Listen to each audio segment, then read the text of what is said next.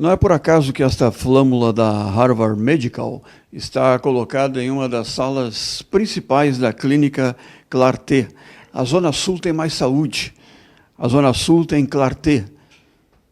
Com carinho, com uma excelência de carinho que já vai, apesar de não ter 5 anos ainda a clínica, já vai virando uma referência, não só para o Rio Grande do Sul, mas para quase todo o país. E graças à operação de médicos de renome, competentes, como, por exemplo, o doutor Marcos Dias Ferreira, que está no nosso programa. Sempre quando o doutor Marcos Dias Ferreira comparece ao nosso programa, aumenta a audiência, porque todos querem saber do assunto de saúde, principalmente da área onde ele tem a especialização, que é a urologia. Tudo bem, doutor Marcos? Tudo bem, Clóvis. É um prazer estar aqui de novo no teu programa. Um programa que a gente vê a audiência crescendo cada vez mais e sabendo também pelo retorno que os nossos pacientes dão, também os amigos, né, que hoje compõem essa tua grande audiência, viu, Clóvis? Realmente é um prazer estar aqui contigo. Eu falei que essa flâmula não está da Harvard, não está por acaso, porque foi exatamente por lá que aconteceu a formação do doutor, né? Exatamente. Nós tivemos uma oportunidade importante no final na verdade, no final do ano de 2006, né, houve esse convite que foi materializado então no ano de 2007 e 2008, que foi a realização do pós-doutorado lá no hospital do Brigham Women's Hospital, que é da Universidade de Harvard, o principal. E conseguimos desenvolver estudos lá dentro da área de robótica aplicada à cirurgia urológica, em especial trabalhando na questão do câncer de próstata, do câncer de rim também, Clóvis, e outros parâmetros de alta tecnologia em cirurgia minimamente invasiva. Agora, a especialização da área de medicina, não só na área de urologia, mas em todas, é constante. Tudo se movimenta a cada 10 minutos. E, por isso, viagens internacionais estão sempre na sua pauta. Na verdade, são trocas de experiência que a gente consegue estabelecer com colegas, né, fora do país. E tivemos ano passado já a oportunidade de operar com um colega de Miami dentro de uma perspectiva de implante de próteses penianas, né, de alta tecnologia. E no final do ano fomos a Paris, né, para operar com o Dr. Traxler, onde fizemos a realização de procedimentos com laser de fragmentação de cálculos urinários, incluindo inclusive o robô Avicena, que é um dos robôs mais recentes desenvolvidos para o tratamento da cirurgia endurológica dos cálculos urinários. E muitas dessas práticas já estão em ação aqui em Porto Alegre também. Sim, a gente tem conseguido oferecer, na verdade, essa tecnologia dentro dos principais hospitais aqui da cidade. Hospital Mãe de Vento, Hospital Mãe de Deus e Santa Casa de Misericórdia. Então, realmente são tecnologias importantes que já estão disponíveis, né, em alguns aspectos delas, para a nossa população. Como, por exemplo, a endoscopia, que é uma cirurgia para diminuição da próstata sem cortes, né? Exatamente. A cirurgia endoscópica da próstata, as ressecções transuretrais da próstata, hoje são uma das grandes opções, na verdade, para o tratamento de pacientes que têm o crescimento benigno da próstata, eventualmente naqueles pacientes que têm o crescimento maligno e que não conseguem, né, por outros critérios, a indicação para a retirada total da próstata, a gente pode utilizar também o método endurológico para fazer essa ressecção, objetivando, obviamente, fornecer para esse paciente a capacidade miccional, a capacidade de eliminar a sua urina pela sua própria uretra. Sempre lembrando que a prevenção, a Unimed, por exemplo, Porto Alegre, nosso patrocinador, está com uma campanha no ar, que eu acho que o doutor Marcos endossa, do tipo, o outono rosa e o novembro azul seguem, porque essa preocupação é permanente. Então, de repente, a prevenção, o exame médico a cada 6 meses, depois dos 40, 45 anos, é uma necessidade. E o exame médico, para verificar se há problemas na próstata, que começa com o toque e depois o PSA, este exame dura apenas 3 segundos, ou eu estou enganado? Não, está correto, Clóvis. Na verdade, as duas campanhas, tanto o Outubro Rosa quanto o Novembro Azul, têm por objetivo chamar a atenção da população para duas questões importantíssimas na população de Porto Alegre, do estado do Rio Grande do Sul, que é a alta incidência de câncer de mama no nosso estado e na nossa capital, como a alta incidência do câncer de próstata também na nossa capital e no nosso estado. especificamente em relação ao meio urológico, né, de detecção precoce do câncer de próstata, nós dispomos hoje do exame de PSA, que é um exame feito no sangue, para poder detectar alterações de doenças prostáticas, inclusive a possibilidade de câncer, mas a gente já tem a informação de muitos anos consolidada, de cada 10 pacientes que a gente detecta o câncer de próstata, Clóvis, 2 deles, o PSA é absolutamente normal, ou seja, há necessidade sim de se fazer o exame complementar, que é o exame de toque. Por quê? Porque 20% dos pacientes que têm o diagnóstico de câncer vão ter esse diagnóstico feito através deste exame. Por quê? Porque o exame de PSA não detectou a doença. Então, o exame de toque, de fato, é um exame essencial.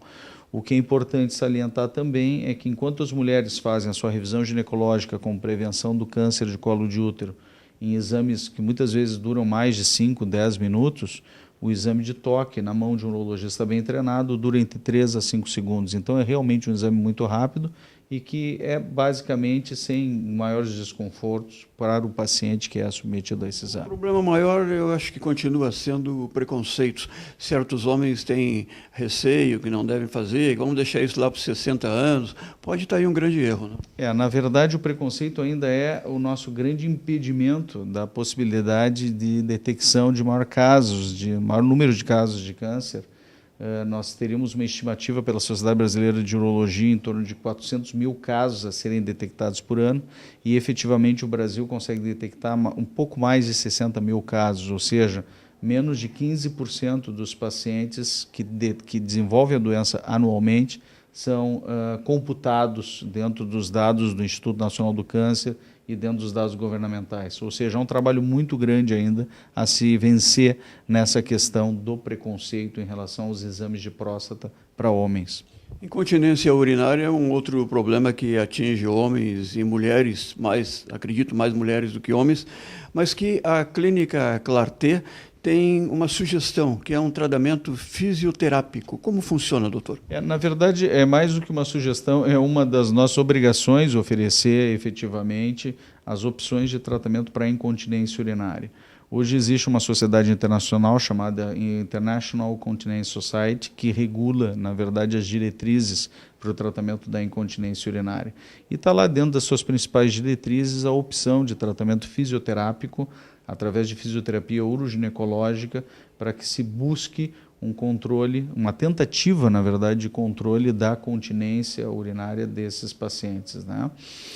Muitos pacientes podem efetivamente não se beneficiar, eventualmente, da fisioterapia uroginecológica e necessitar, sim, uma abordagem que envolva medicamentos, que possa envolver, inclusive, a necessidade de cirurgias.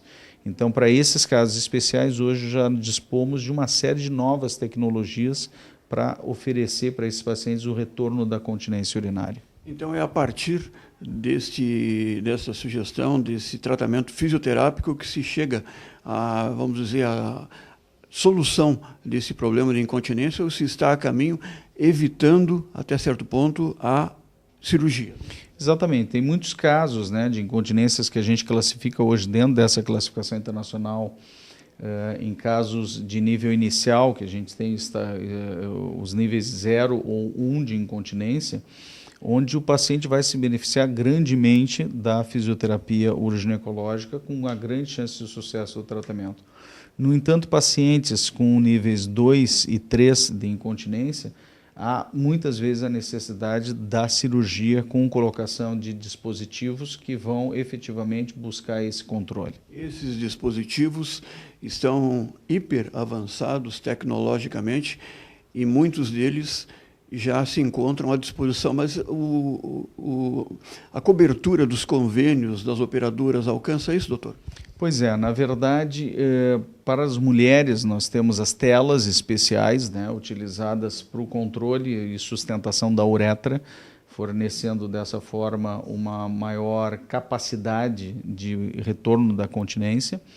E para os homens, em especial aqueles que foram submetidos à cirurgia de próstata radical para retirada de câncer de próstata e que eventualmente desenvolvam incontinência como uma sequela pós-tratamento, nós já dispomos de esfíncteres artificiais, ou seja, são dispositivos tecnológicos que são adaptados junto à uretra desses homens, como se fosse um manguito de pressão, Clóvis, só que, obviamente, miniaturizados de silicone, absolutamente inertes, e que retornariam, através de um sistema de controle bastante tecnológico, a capacidade de manter esse paciente seco. Ou seja, ele teria a condição, sim, de evitar a perda urinária, né, que foi inevitável, no caso, a partir de uma cirurgia mais radical. Aproximadamente 2% dos pacientes ficam com incontinência permanente após uma prostatectomia radical. Pacientes que fazem extração da próstata. Sim, extração total da próstata pela necessidade de retirada do câncer de próstata. 3%. 2 a 3%, né? E este percentual pode se beneficiar grandemente, é uma das grandes indicações para o uso desse dispositivo, que é o esfíncter urinário artificial. Para encerrar essa entrevista com o Dr. Marcos, uma notícia que até certo ponto é uma bomba em termos jornalísticos. Viagra para mulheres, com o mesmo teor, a mesma capacidade, o mesmo medicamento que é usado para homens. Dá para saber alguma coisa a mais, doutor? Na verdade, foram desenvolvidos alguns estudos, na época, inclusive, do lançamento do Viagra. Nós tivemos a oportunidade de coordenar algumas dessas pesquisas lá no Hospital de Clínicas, não especificamente para mulheres, mas sabemos que alguns grupos fora do país fizeram estudos nesse sentido e que tiveram resultados interessantes a partir do uso de Viagra para mulheres, né? Se supõe que o tecido vascular perivaginal, né, e o tecido vascular também do clitóris e das regiões de sustentação do clitóris possam sofrer os mesmos efeitos vasodilatadores que o Viagra propicia no corpo cavernoso do homem. Isso poderia propiciar, obviamente, um melhor retorno, vamos dizer assim, da capacidade de prazer de algumas mulheres, né? E isso efetivamente é um campo bem interessante em termos de desenvolvimento desta questão da sexualidade feminina. O Viagra, na verdade, é uma grife, é uma marca, é um aditivo. Vale também para outras marcas, então. Na verdade, Viagra é o nome comercial da sildenafila, né, que é o princípio químico que foi desenvolvido pelo laboratório Pfizer e que efetivamente ganhou a boca do povo, né, como primeiro medicamento realmente efetivo para o controle da disfunção erétil. Hoje já existem uma série de outros medicamentos tão mais eficazes, com um tempo de duração inclusive maior, né, agindo no organismo masculino, e que podem também oferecer um bom resultado em termos de tratamento da disfunção erétil. É importante que as pessoas saibam que o bom de tudo isso é estar de bem com a vida, de um modo geral, porque às vezes a falta da libido, tanto para o homem quanto para a mulher, parte exatamente desse departamento aqui, que é o cerebral.